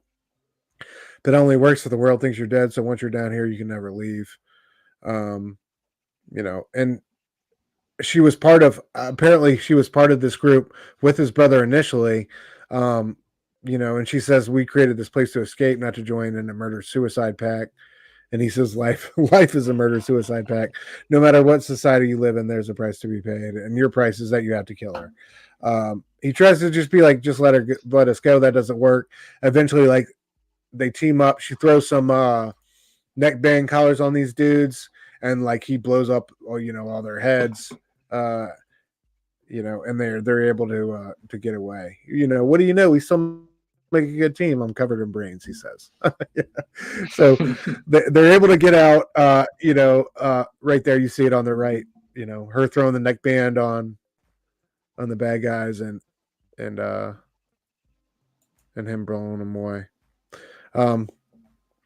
They hop on top of the wall. They're able to escape this enclosure and get out amongst the walled-in city. And kind of able to be in a position where they can start again. What did you think about the indie, bro? They kind of like go out here amongst the gardens and the leaves that they have that tie back to the earlier scene with we're doing exciting things with plants. Yeah, exactly. When she was talking about like her work with plants and what they were doing, and like obviously she's created like a poison ivy type of wonderland out here outside of the city. Everything's green and growing. I thought it was dope. Like it felt like I agree with you. It felt a little rushed here towards the end. Like it felt a little hurried once we got underground. But regardless, like I like where we went once we introduced the fact that she was still alive and like where it went from there. And again, I agree with you, man. There's definitely legs on this thing for a part 2 or wherever they like make a legit series out of this. Absolutely.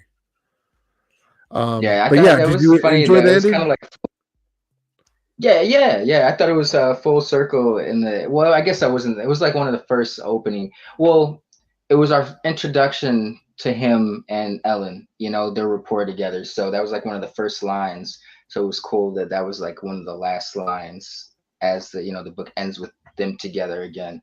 It was funny. Once again, there's a lot of just when you think about not only is it kind of like full circle because that's like one of the first lines that we opened up with them as a couple, but it's when you're thinking into it, she's like, so you're like, yeah, like plants you use as sex toys?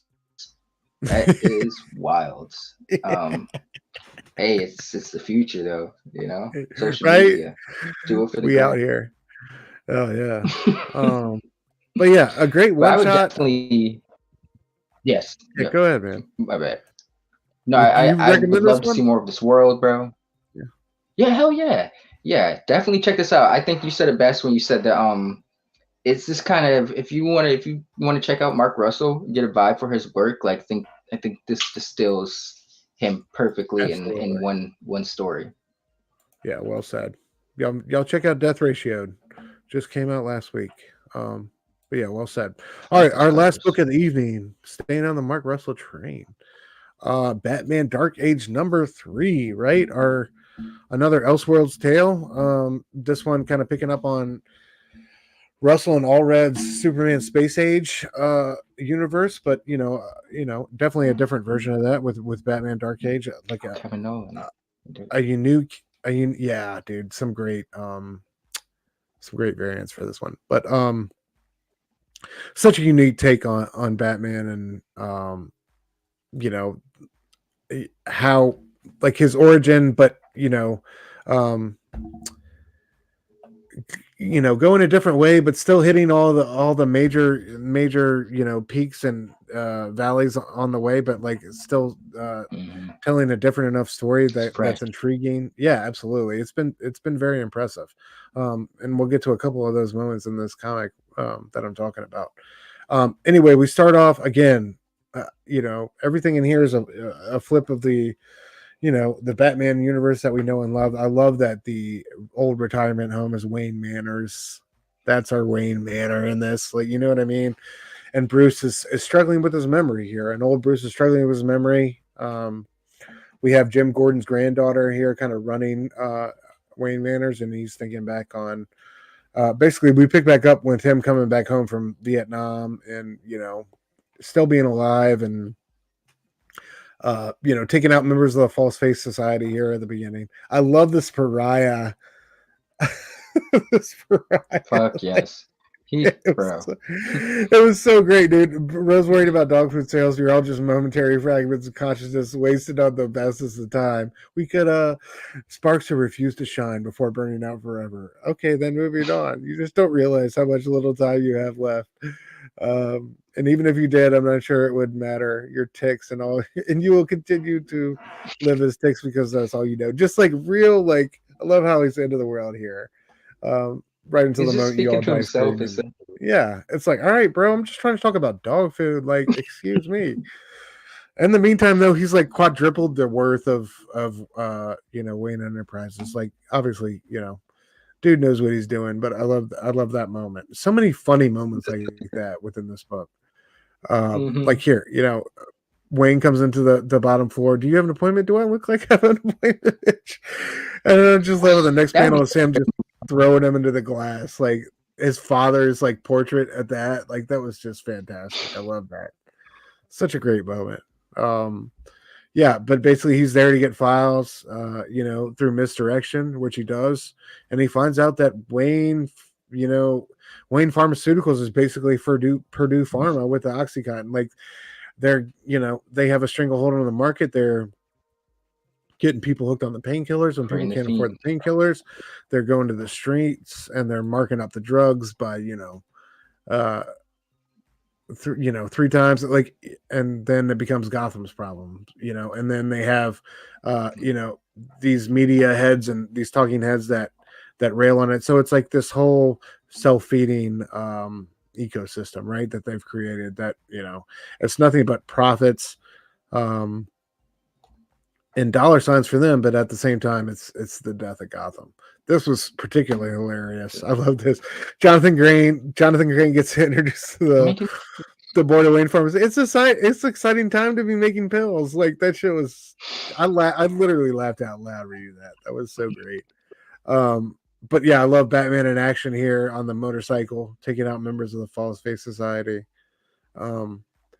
Yeah, dude. What do you think about Allred's artwork throughout this one? You've been enjoying it? Yeah, I really dig Allred. I've never really, I don't think I've ever read any Madman. I've always been aware of it, but I think my first introduction with Allred was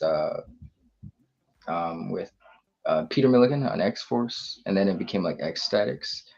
But yeah, I've loved that classic like pop pulp style almost. It's very retro, but it's always beautiful.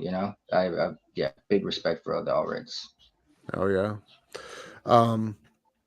Yeah, anyway, beating up members of the False Face Society, we get into we got Boggs in the house. Boggs Station, bro. Good to see you, man. Thanks for coming through. I hope you're well. Yeah, I love this interaction with Superman, right? Like it's crazy, isn't it? Like you spend your whole life getting to the point where you can beat anyone in a fight, beat everyone in a fight. And then you realize it's like that fighting really doesn't how few problems it solves. I thought that was very poignant and profound. I love this like moment of genuflection he used Superman for kind of in this comic. Asking him if he ever killed somebody. No, not yet. You know what I mean? And then hear about, what this world means to him and how he became acclimated to it. And, his view. I just thought it was beautiful. I thought this was like one of the most poetic, best moments of the comic. Again, all red shines with those 4 panels of Superman. He's been doing that throughout this book, and it looks fantastic. And then asking him if he's got like a safe place he can trap these guys. I love Bruce is on, like, he's back. Gotham is turned upside down. He's on this diehard mission, and Superman just kind of comes up and gives him this moment of levity and kind of makes him not necessarily like reevaluate his entire thing, but just kind of think about what he's doing in the process and reminding him of who he is and that he's better than that ultraviolet. So yeah, I thought it was so cool. Also a great tie into how this, Batman Dark Age and how that came to be with the space age Superman showing up. So hell yeah. But yeah, again, like towards the no, you're good, bro.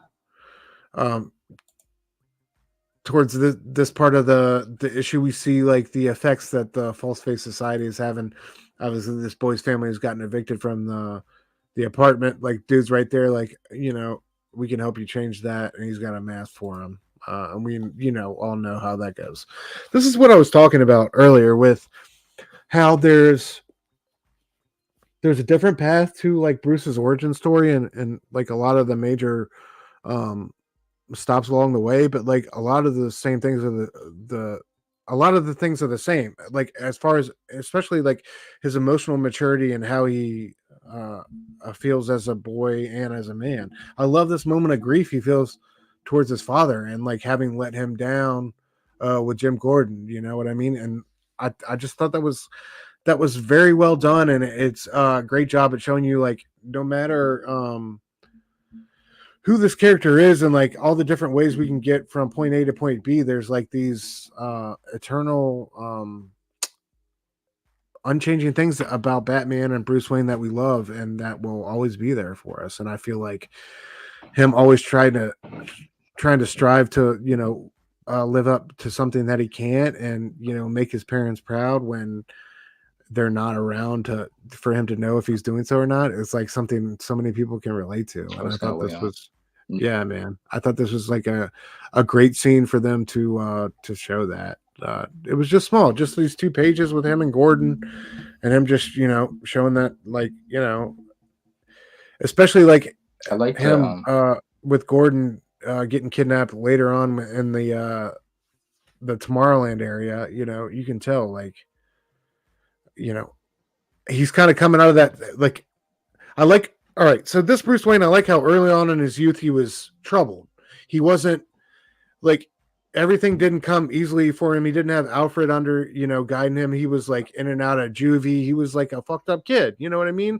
As you would expect from somebody who stayed at home, and like, he didn't see his parents murdered. He stayed at home that night. You know what I mean? And like, I just liked how that worked on his psyche differently. But I like how we've come to the point now where he's been through that like formative period in his life where, he spent that time in Vietnam with Ra's al Ghul and became, the demon that he is or whatever. But now he's at that point of emotional maturity where he feels that guilt towards his father and his parents for, neglecting Gotham. And he realizes, like, in his absence, what Gotham has become. I thought that was just like such a beautiful way to get to the same ending to the same things we come to expect from Batman, and those big touchstone moments. But I just love how we got here in this journey. I thought it was great. Just a great moment in the book.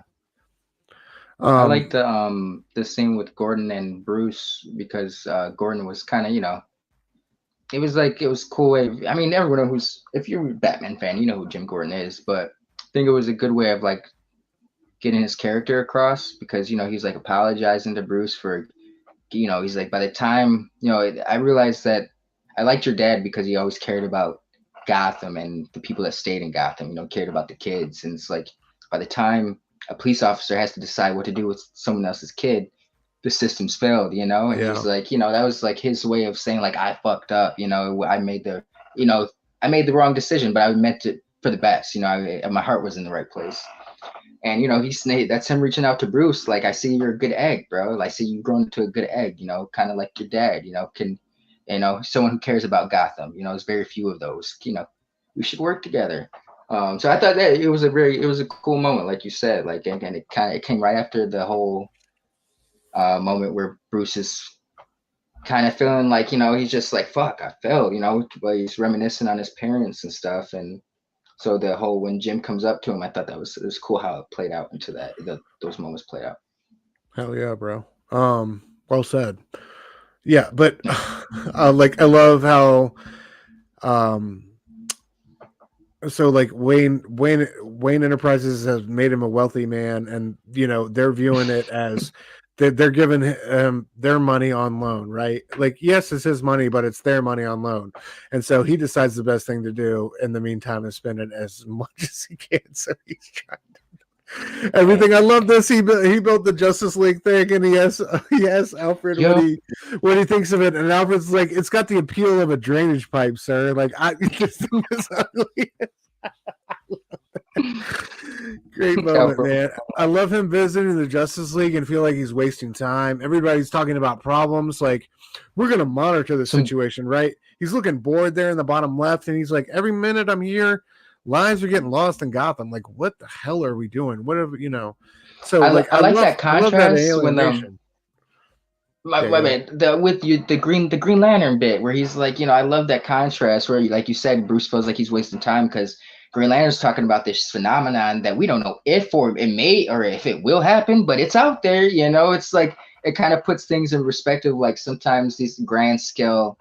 I mean, I love comics. Don't get me wrong, but it's like these grand scale things are very much bullshit a lot of the times, and it's like the real problems are here on Earth with people. You know, you know. So I thought that was a really, really cool scene. And it felt very true to like the foundation of like a superhero group. Like nobody knows what to do. We're trying, we're monitoring this. Like, I love that line of narration. I had come in search of knights, but only found bishops. Such a great line, man. Like, and it's so true. Cause like, I feel like at this point in time, at least in this book, in this universe, he's the only one really about that action. Like Flash is making jokes. Yep. Superman's naive. Green Lantern's like afraid to get his hands dirty. Like I thought it was dope. Yeah. Yeah. In the meantime, he goes from there to like, go ahead. One random bit. I did think it was interesting how when they introduced Wonder Woman, she was like, "Call me Wonder." You know, that's the first time I had ever heard her. That was curious. Cool. That was cool, but I'm interested to see what the follow up will be with that. Like, I feel like there's got to be a payoff down the line, right? Because that's just like a random thing to put in there. But yeah, I like from that from the Justice Society or the Justice League being formed or those early meetings would go from him to gifting Gordon the bat light, or the bat signal, of course. Just in this kind of like unfortunate timing because the organized crime figures are trying to figure out who's close to Batman. How can they get at him? They know he's close to Bruce Wayne. Bruce Wayne's hard to pin down. At that exact moment, they see the bat signal in the sky, so they know like Jim Gordon's the one to get, right? And that's exactly our next page. Jim Gordon's been kidnapped. Batman's on the case. I love the look of the Batmobile on this. Dude, so fly. Yes. I need that in a Hot Wheels / Lego / everything. That looks fantastic. I put that up there with like Sean Gordon Murphy's Bat Cycle, dude. That's one of the better ones. I feel like. Yeah, you know what? I mean, it's there's better, but I was fond of the Batman and Robin Morrison Batmobile. It was kind of like this one a little bit, but I dug the red mirror, the windows and shit like that. I'm like muscle car first, right? That's if we're talking about like I loved Dark Knight Returns, like Super Tank and all that, but like my personal preference is for a Batmobile muscle car first, man. Like we're talking about speed. Like he needs to get from point A to point B. He needs to be, you know what I mean? Like because his rich ass thing living in the city. He's at least 3.5 miles outside of that motherfucker. You know what I mean? So like he's got to get there quick, bro. Like so muscle car first, man. That's one of my parameters for agreeing with Batmobile. Like I'm partial to the 60s of the black and red one, the Adam West joint, like that one will always have a with the domed kind of seat. like those were so that was such a fire. I love design. Great design. This is so random tangent, but the old Batman show from Adam West, like I loved not Catwoman. Catwoman was sexy, but Eartha Kitt. But I loved the Batgirl costume, the bright purple with the yellow. Yeah. Always super fond of that design. Dude, the purple and the yellow always works for me. I'm always here for that. I love that. Absolutely.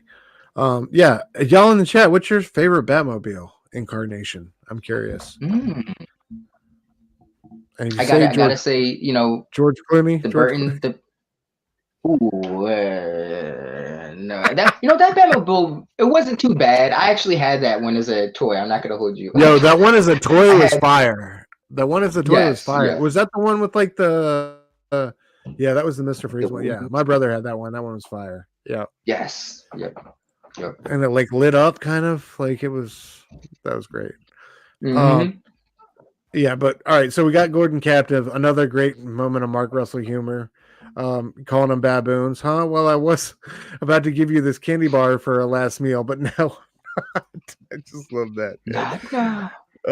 Yeah, not now. Yeah. Of course, Batman attacks the spot. You know, disrupts the kidnapping. Beautiful. Yeah, great art by Russell there. I love that scene. I love how like the machine gun, the three different images of the machine gun in motion. So cool. All right, hold on. We got some answers here. Cardstock, Sean Gordon Murphy's Batmobile. Hell yeah. Cool non retro tag. Absolutely, dude. Respect. Sean Gordon Murphy's such a fantastic artist. Chio's got the Batmobile for Batman and Robin movie with Schwarzenegger. Yeah, bro. That was like Respect. That toy was crazy. Super crazy. It was. It was, man. They made it like glow from the inside. That shit was fire. Like you can't. All right, so yeah, Batman dismantling members of the False Face Society. Who else but shows up at Green Arrow? I love how bro's like Robin Hood at the you know, really after just one arrow, he's got his exploding arrows, of course. After just one arrow, what's wrong with kids these days, right? Everybody's fall back. Just fantastic art by All Red there. I love that panel. Just great. Look at the lovely exasperated look on the guy's face, telling everybody to fall back. It looks so good. I love the design on the False Face Society in this one, and the bad guys. They remind me of the putties from Mighty Morphin Power Rangers. Yeah, you know Putty Patrol all day. Yeah, man. Like it gives me that vibe. I love it. Yeah. So again, like at the end of this issue here, we get a quizzical another entry into the Bat Canon. Right? This is Dick Grayson. Apparently, Dick Grayson in this world started out as a member of the False Face Society, right? And I love how we get this little foreshadowing of Batman walking it out, holding him on. Where are you headed? I'm going home, right? And then at the very last page is the old man again, Bruce Wayne, trying to remember in the Wayne Manors what was his name, and he asks his nurse who. He's like, my ward, the dead one, and he says Dick Grayson. So it's. Like we go from like the basically like Batman meeting Dick for the first time, walking off with him as a member of the False Face Society, and taking him home to the revelation that he's dead. So very curious to see where that goes in the next issue. I'm assuming that's what the story will mainly be. He said, Mark Russell would be a great Green Arrow writer. A rich dude who also takes on. Ooh, good call, absolutely. Bro. Yeah, good call. I love that insight. Absolutely. Man. Who could we pair him with an artist real quick? Who would we put Mark Russell for? And DC, like there's so many. They got a stable right now, bro. Dude, and Green Arrow had some great art. Like Juan, I love that. I kind of dug that Benjamin Percy Juan Ferreira rebirth run. Who else was Lemire Sorrentino? Schmidt, Otto Schmidt. Oh yeah, Percy, he did Green Arrow run, but yeah, that was actually a really solid Green Arrow run. I read like 2 arcs from it, but the 2 arcs I read, I was like, I gotta get the rest of these. I never went back and did it yet, but from what I read, I remember thinking like, why is this not on my monthly? This was years ago during like the Rebirth. Yeah, Rebirth. Well, it was Percy, but unfortunately, I just never went back and did it. But I've been waiting back issues lately, so I think I'll do that because they had some great art. Dude, I'd like to see like a Leonardo Romero, a Chris Samney, Ooh, a Dan Mora, a ooh, Michael Cho, somebody who does that clean retro style. yeah, But you know what I mean? Like, because I don't know, but like also Green Lantern has had books like with the Lemire and Sorrentino run worked, where it was that kind of that's abstract true. Sorrentino. You know what I mean? Like, There's, so you I, know, Sumet Kumar or Kumar Sumet, the artists. I think I like them. I feel like they could, like, I could see them becoming a bigger talent. I yeah, feel like they would be like an interesting art choice for Green Arrow. Since I'm thinking of people like at the DC stable right now, but yeah. Oh shit, Cliff Chang, the oh man, don't get me started. Yeah, dude, I I love know he Cliff. did some Green Arrow Black Canary stuff back in like '07. I forget who the writer was. Was it? No, I don't think it was Mark Waid. Was it? But no, yeah, I think that kind of fit with the Chris Samney and stuff that you were Yep. naming. You know, I think Oh that yeah. Hell yeah. DC, if you guys set this up, give us a shout out or something. You know, if it Exactly. happens, we know that we put it out there in the ether. Okay. Yeah. That's, And Marvel, like, I'll take that. cut Link a check already, Marvel. I'm telling you. You're missing out. But all right, so that'll do it for us tonight. Again, I wish I had the graphic, but y'all make sure you tune in tomorrow night on Blood Splatter Chatter on YouTube. We're going over the original Ring at 9:00 Eastern, 8:00 Central. Going to be a great show. Link, Vern, and I don't want to miss that. Link, anything you want to say to the people before we get out of here tonight, bro? You guys are awesome. Thanks for hanging with us. People in the chat, you guys rock, and people who catch us on the rewind. Thank yous as well. We love you. Absolutely, man. Thanks to everybody in the chat that came through. Let me just try to go through and give a quick shout out. We got my man E, Verno, Christina Phelps, Brother Joe, Sal, Warren, Dr. Plagas, Vogs, Cardstock Variant. So many great people, man. Cheel, my brother Cheel. I'll be there. I'm not, bro. You better shut your ass up. All right. You watch some crazy ass. I know you know what I'm talking about. What was the name of it? I've already blocked it out. The one we watched for the sickening. The sadness, the sadness. Yeah, the sadness. The sadness. Yeah, Joe, come on, that. Come on, Chill. Stop fronting, Chill. Great show, says Phelps. Phelps, man, thanks for coming through again. We appreciate y'all every week for coming through. The chat, honestly, is what we do the show for. I love seeing y'all come through every week. So thank y'all. And to everybody watching on the rewind, we appreciate y'all. We'll see y'all next Wednesday at 9:30 p.m. Eastern. Until then, be excellent to each other. And party on, dudes. Stay good.